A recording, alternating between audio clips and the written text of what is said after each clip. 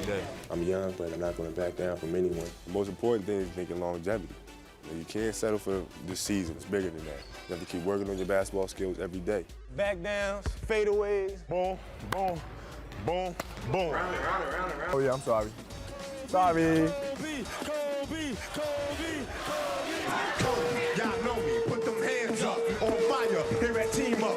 Killer crossover, Kobe. Black Mamba out slithering around. Kobe won Cano's fluent in Italian, too. I want to tell y'all that, too, man. The time is now. Oh, between the legs, Kobe Bryant. The crowd got me real pumped up after the dunk, so the only thing I felt like doing was flexing. It's time to play, man. I gotta have some fun. The only time I've been nervous for a game is '98, my first All-Star game. Yeah, the All-Star game, huh? How real is that, though, you know what I mean? How you doing, man? Privacy, please. Thank you. Kobe Bryant, 20 years in the NBA, 18 All-Stars. I've been playing the NBA more than half my life. I couldn't be more proud of you than if you were my own son. That's the truth. After you fake the ball, where else you gonna go? You left your feet. Yeah, but where else you gonna go? In the game, I go for you. I spun all the way around. I go for these ribs right here. Right. Bryant passes by Michael Jordan as the all-time scorer in All-Star play. Good pass. Good run. Hey, Matt, good pass, man. For the fourth time in his career, he's the All-Star Game MVP, Kobe Bryant. All-Star game is over. Now it's time to get back down to business. How do you want to be remembered? What matters to you in this whole discussion of what do you want people to think of?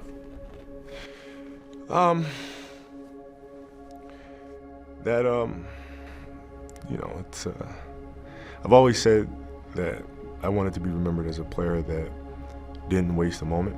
Welcome to the Kobe Show, take 2. Didn't waste a day. Kobe. And I felt extremely blessed by the God-given talent. But at the same time, I didn't take it for granted at all. So if I could be remembered as a person that was born with a lot of talent, but did everything he could to try to overachieve, and lived every day as if he was the 12th guy on the bench, I think that's a very powerful message to have, and something that hopefully the players that are now and players that will come later embody as well.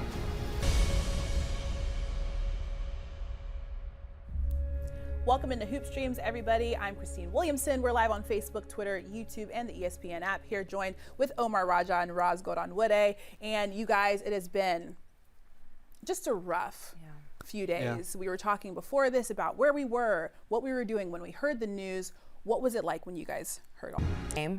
You know, even though he accomplished so much on the court, for me, I felt like Kobe was actually just getting started, especially off of it. Yeah.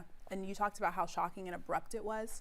The thing about when that type of stuff happens is you have to continue living your life, right? Yeah. There's still things going on, still things moving. And there was a full NBA slate last night, starting with the Sixers hosting the Warriors. The Sixers actually honored Kobe with his jersey, and players wore white jerseys with either 24 or 8 on them during shoot-around. Absolutely, and during the game itself, Joel Embiid got to wear the number 24, and that number had already been retired. It was Bobby Jones's number. He had to call Bobby and say, hey, to honor Kobe, can I wear your number? And Bobby said, absolutely, that you can do that to honor Kobe Bryant. And even on the shot, this is the patented Kobe fadeaway. That's a Kobe. And he said he yelled Kobe. Everybody yells Kobe. And that's a cool moment because he finished with 24 points. Exactly. And 10 rebounds, 8 of those, number 8, defensive. The numerology was crazy. It's crazy. That's been happening all over the league. And we were talking about whether or not this is actually on purpose or if this is just happening because it's too coincidental for it to be a coincidence. Well, Trae Young had an amazing moment, and there's no way he planned that. There's no way. It was even like 81% from the free throw line. He'd have to be doing like advanced calculus to get the field we know goal smart, percentage down. Smart. Speaking of the Trae Young, the Hawks versus the Raptors, they had 24 seconds of silence before the game and highlighted 24, 8, and 2 for Gigi, who was also lost. I think that's beautiful too, the recognizing of Gigi as well, and the 81. I mean, that was Kobe's career high, which was an embarrassing moment for the Raptors, but they were able to do that for him. Also, Vince Carter was shown. Kobe passed on Vince Carter's birthday. Wow.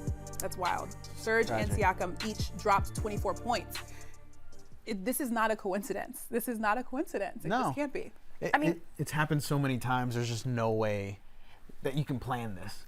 There's almost something poetic about it. I'm sure there are some players who got to 24 and was like, no, I'm good. That's the number I was trying to get at. But perhaps for some it was just uncanny coincidence. Yeah. And either way, I don't care. I think it's beautiful. It's a nice tribute to Kobe. I mean, there's been a lot of number changes and tributes. People personally retiring if they were wearing his number 8 or number 24. You saw Spencer Dinwiddie give up his number and go to 26.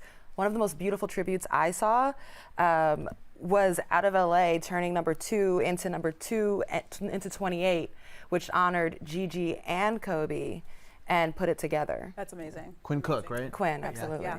So one thing we talked about that's poetic is the fact that Kobe was a really great father. LeBron has to go on and live his life and be a great father to his son. Bronny, who he went to his game in attendance last night at Sierra Canyon, and his son's high school team also honored Kobe and Gigi and the other people that were in that accident. Yeah, Bronny's wearing Kobe's as well. And I think he had a nice lob that he caught right here. The thing about these Kobe's is look at this bounce. Dang, I remember when Bronny couldn't even finish the dunks. Now look at him, he's getting up. And I'm just really happy to see that LeBron and Savannah are there, especially after the tragedy with Kobe. It's like, this is a time to hug your kids, to not take any moment for granted. And, you know, for Kobe, that happened on a helicopter so tragically, but if you're gonna play the schedule of an elite NBA player and also play family man, you gotta be on private jets. You gotta be on helicopters. And it's just a risk and investment you take to be able to try your best to have it all. Yeah. Even Bronny being able to go out there, he was getting buckets, and he had bunnies in the Kobe's. It's all so poetic, and just being able to tie it all in. This is home for me. I didn't go to college. I didn't have those other memories that other kids have.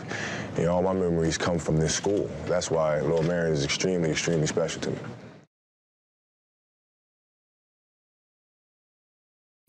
We now welcome in Rachel Nichols, who's joining us from LA, and it has been, I know for you especially, a crazy last few days. We were just talking about, I don't think I've heard this from you, where we were and what it was like when we heard the news of Kobe's passing. And so I wanted to ask you where you were, what it was like when you received the news.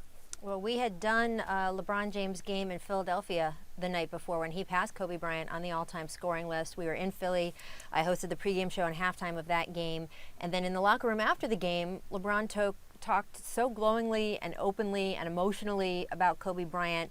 And it was a real contrast to earlier in LeBron's career where he just didn't know Kobe very well. They were rivals, but not in a very personal way. And LeBron, frankly, has never been embraced by Michael Jordan. Michael definitely embraced Kobe, but did not keep going to the next generation with LeBron. So the fact that Kobe had so clearly embraced LeBron, especially in this last year here in LA, they had gotten a lot closer. You could tell in LeBron's voice and just some of the things he said how much that meant to him. He talked about how generous Kobe had been with his time. And Kobe, we now know, called LeBron and they spoke twice in the 12 hours before Kobe died. So that was the frame of reference I had going into Sunday morning. And then I flew back from Philadelphia to Los Angeles where I live, and I got off the plane, and I had stopped at the airport. I usually, you go straight off the plane, you get to your car, you do whatever you do. I had actually stopped to sit down and tap out some emails, and over my phone came the first alerts. And I'm just like everybody else. You just don't believe it, right? It can't be true. This is not possible. And had to, of course, go straight from the airport into work to do reporting work here for the story, and was on the air for the rest of the day. And I can tell you that for me, the shock of everything kept the reality of it a little insulated. Even as I was talking about it, it just didn't seem real. I felt like I was talking about something that wasn't real. And then the news crossed about Gianna, and that's it for me. That just kind of broke me. Yeah. For me, it still doesn't feel real. Like I think every 30 minutes, it hits me that like this actually did happen. I am curious how you're gonna remember Kobe Bryant, right? I think some of us will remember him as a great basketball player. Some of us remember him as a father. I'm curious to see how will you remember, the last 20 years of Kobe Bryant. Yeah, I met Kobe when he was a rookie We go back. Yeah. I said to him last year, I said, all right, it's official. We've now known each other half our lives. He was like, I know. So for me, I'm going to remember the personal side of him. I'm going to remember how I first met him as a rookie, and sort of we had more in common than you might think, even though he, of course, was a highly skilled professional basketball player, and I don't want to tip anyone off. I'm 5'4". I am not a highly skilled professional basketball player. But some of the situations we were going through, him off the court, me at work, were similar enough that we really had some good long talks about that. And Kobe, when he first got into the league, was a lot like the Kobe we saw toward the end of his career. Kobe, when he was a rookie, the first couple years, he was very open, he was very warm, he was so curious and smart. And so that's the Kobe I always knew. And the scowling sort of Kobe that we got later, even that whole Black Mamba era and everything, if you knew him before, and then again, obviously after, even during, I would say to him when he would try to kind of pull the tough guy thing and be like, come on, I know you. And he would laugh and he'd be like, it's our secret, don't tell anyone. That's funny. Rachel, you told us you live in LA, you do your show out of LA often. What are we officially hearing from the Lakers organization publicly so far? What have you heard about their plans in order to commemorate Kobe and honor him, especially with Friday's game approaching? Yeah, they definitely want to do Friday right. When we look at the game last night that was canceled or postponed between the Clippers and Lakers, it was twofold why they wanted to put that game off. They wanted to put the game off because, frankly, everyone in the franchise still so raw of this. I'm having a hard time dealing with it, and I knew Kobe through work and as a friend. Rob Pelinka, the general manager of the Lakers, he is the godfather to some of Kobe's children. He was the agent for Kobe for 20 years. That is a relationship. Jeannie Buss, so close to Kobe. So much was made of the last contract she gave Kobe. That was because of how much she truly believed in his service to the franchise. Her father, Dr. Jerry Buss, had that special relationship with Magic Johnson. Well, hers, although she and Magic obviously have their own brother-sister relationship, but in terms of her as an owner and a player, hers was with Kobe Bryant. LeBron James, as we just talked about, very close with Kobe. So, you had the emotional aspect that I don't think so many of these guys or people within the organization were ready to play a game. But you also had that they wanted to do it right. They know this is Los Angeles. You got to put on the right show that he deserves. And they know that Friday, all eyes are going to be on them. Everyone wants to know what they're going to do to pay tribute to Kobe Bryant. And I think having those extra days to kind of plan it and make sure that they got it right was really important. There may also be a separate memorial service later. They're still sort of trying to figure that out. We expect the All-Star game to largely be a tribute to Kobe Bryant. And let's be honest, like this entire season for the Lakers is going to be about Kobe Bryant. This was a team that had all sorts of championship aspirations before this happened. There will be a lot of people within that organization putting pressure on themselves to win it for Kobe. I guess the only follow-up I'd have to that is I was working and living in New York during and after September 11th, and I was actually covering the Yankees a lot then and all through the postseason day to day. And there was so much pressure on those guys coming from within also of we are going to win this World Championship, this World Series for New York City. And they got close. But they did lose it to Arizona. So I thought what Frank Vogel said today, he's the only member of the organization who's made public comments so far. He came out after practice and he said, we want to represent Kobe well. And someone said, are you going to try to win it for Kobe? And he very smartly said, we want Kobe to be proud of us. And I think that's really the message the Lakers have to take, certainly publicly from here on out, because it is so much pressure to, quote, win it for Kobe. And you can't control everything. Someone could, LeBron or AD or someone could get hurt or all kinds of circumstances could happen. So I think for the rest of the season, Friday night, every night after that, they will just try to do Kobe proud, and we'll see tributes and other official things for him. Thank you so much for joining us. I know that you have plenty of things to do, so thank you for being here. Good luck, you guys. I'll talk to you soon. Bye, Rachel. Oh my! No! Oh, thank God! Oh my God! Yes, we won the Super Bowl. That's it. We won the Super Bowl. Oh my God! Oh my God!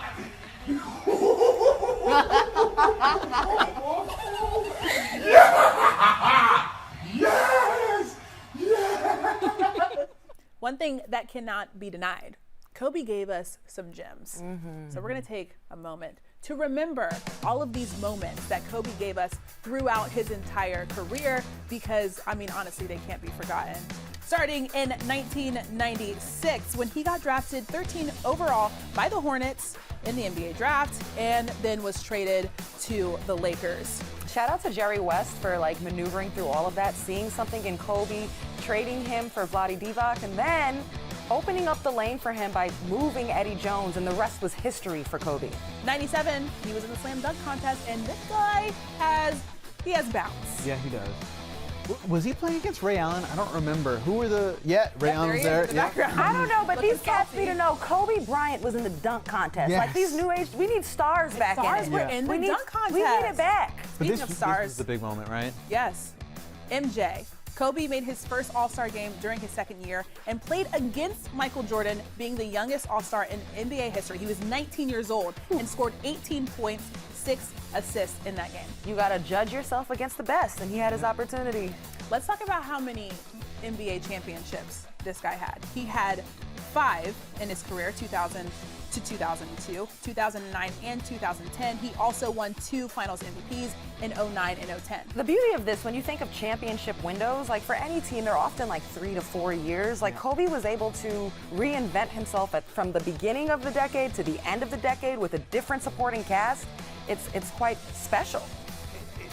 It's amazing when you look at it too, and the combo, the 1-2 punch with Kobe and Shaq, for me, it's the best duo I've ever seen in my life. Absolutely, but then he did it again with like Powell and Derek Fisher. Yeah. And I'm sure Kobe took a lot of pride in that too, because there was so much talk. Was 1, 2, 3, 4? How many? Exactly. Like 5. Just so y'all know, Yeah. just remember, that there's 5, okay?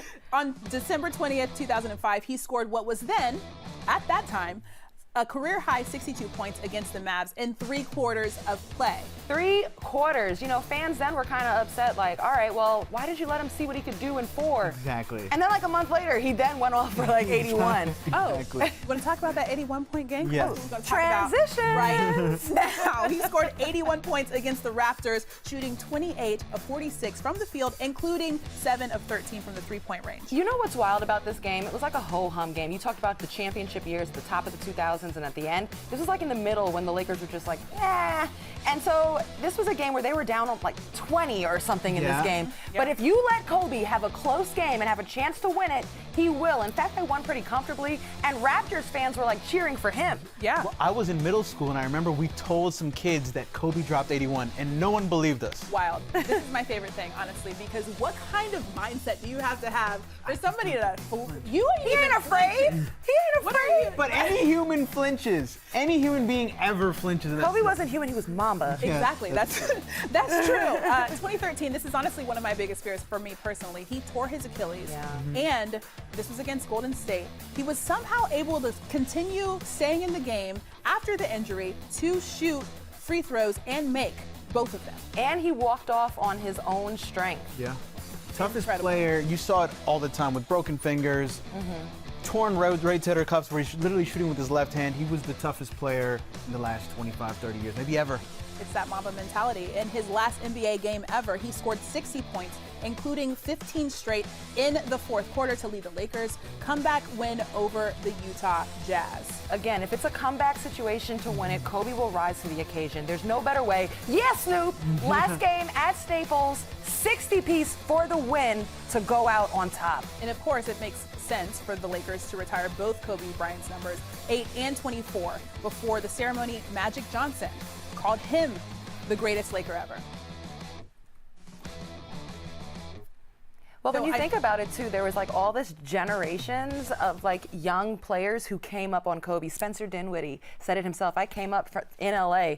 He was born just before Kobe was drafted, and he said, Kobe was our childhood. Yeah. You know, he was like, Kobe, we are a generation of Kobe fans. The thing that's crazy is how many people Kobe Bryant touched. Yes. I know he shared a million gems with people that he met. Omar, I know you have a personal story about this. Yeah, I was very lucky when he was premiering Dear Basketball. I was in New York City, and we ran into each other, and he was being nice to everybody. There was hundreds of people there, and anyone that wanted to talk to him, he would be very nice to them. He gave me about an hour of his day and just shared all these conversations. And for me, I was dealing with burnout. I was very tired, kind of building a business at that time. And he's doing big things. Doing big things. I was trying. And I you got some Mamba mentality in you. I questioned whether it was all worth it. And I said, when, does the grind ever stop? Do you ever just take a break?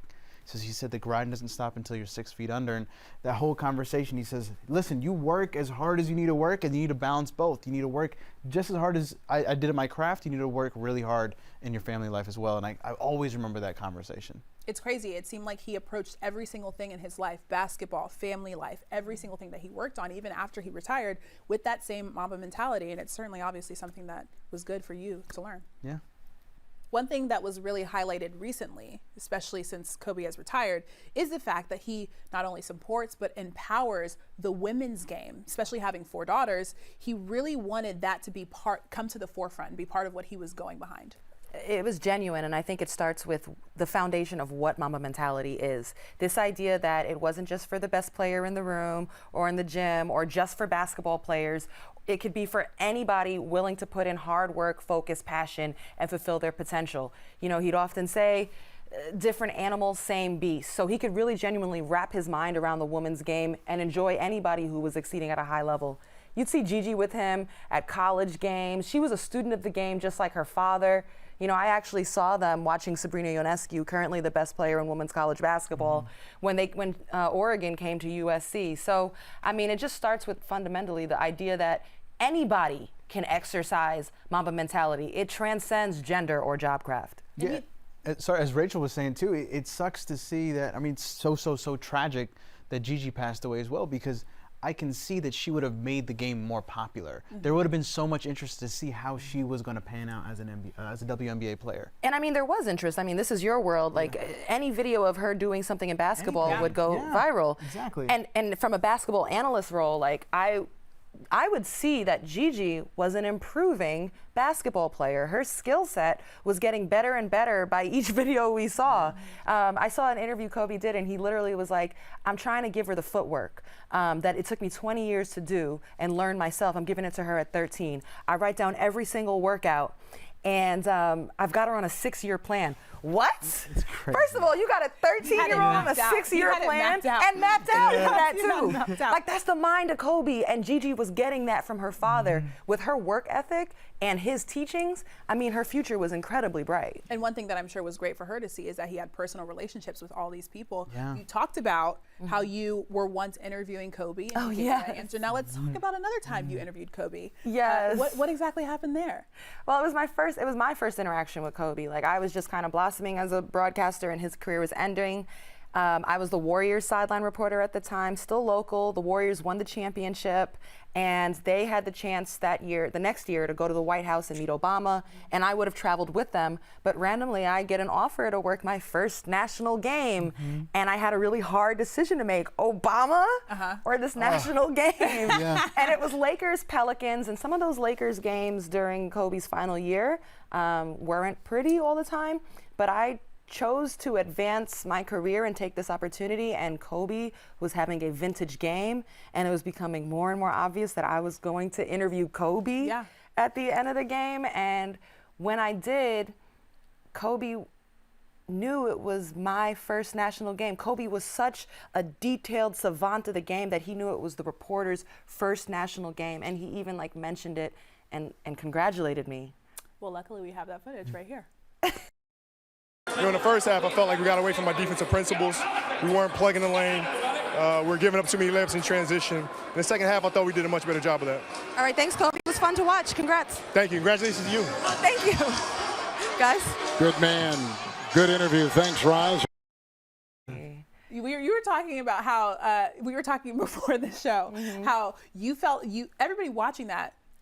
Roz looks cool, calm, and collected, but you were not. You were just tripping. No, I'm not even going to act like it became increasingly clear. Like, he had 15 points. Then he was the leading scorer, and I was talking with Allison Bogley, who now runs LA Lakers PR, and I was like, oh my God, this is gonna be Kobe, huh? And she was like, yeah. And I was like, and I try to keep it cool. I don't even know what I asked to get that answer from him. Yeah. But afterwards, he was like, congratulations, I'm happy for you. And I always felt like seen by Kobe and given a chance. And so, you know, I often meet celebrities and give them a chance to save face, reintroduce myself. You see Kobe, be like, "What up, Roz?" And we'd be talking about, like, should his daughter come to Stanford or UConn or things like that. My alma mater, Stanford. But, you know, Gigi had her heart set on playing with Gino.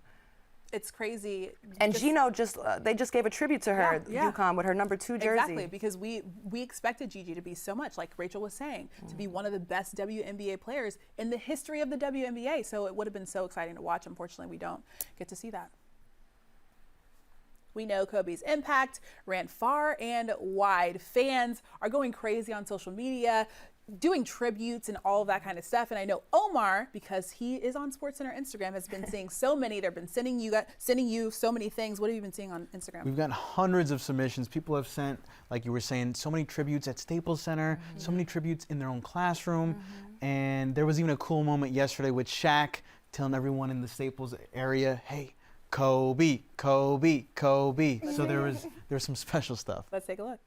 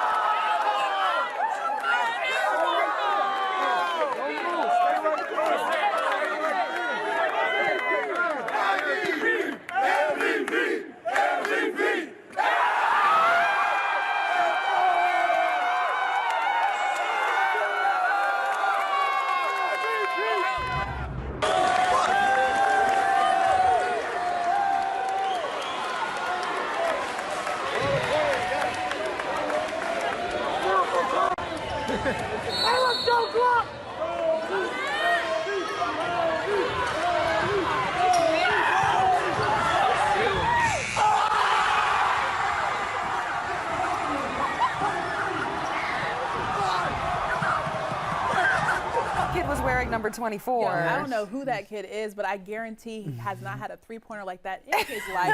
That is the first time that ever happened for him. But that's what the whole Kobe thing is about, like rising to the occasion, hitting the big shot, being clutch, stepping up. I mean, that's why it resonates with so much of us. Yeah, it was so heartwarming because the entire time they're yelling, "Kobe, Kobe," and then he drills the shot. And then even with the Shaq and Shaq leading the Kobe chant, you know, for all of the stories we've heard about, you know, maybe the disagreements they've had. I mean, they're both strong-minded people. Shaq spoke about it himself and was honest about that. But I know from playing as well, when you have a teammate that you've competed with, that you've won with, it doesn't matter if you don't like them, because that's going to happen too. That's your brotherhood, or for me, my sisterhood.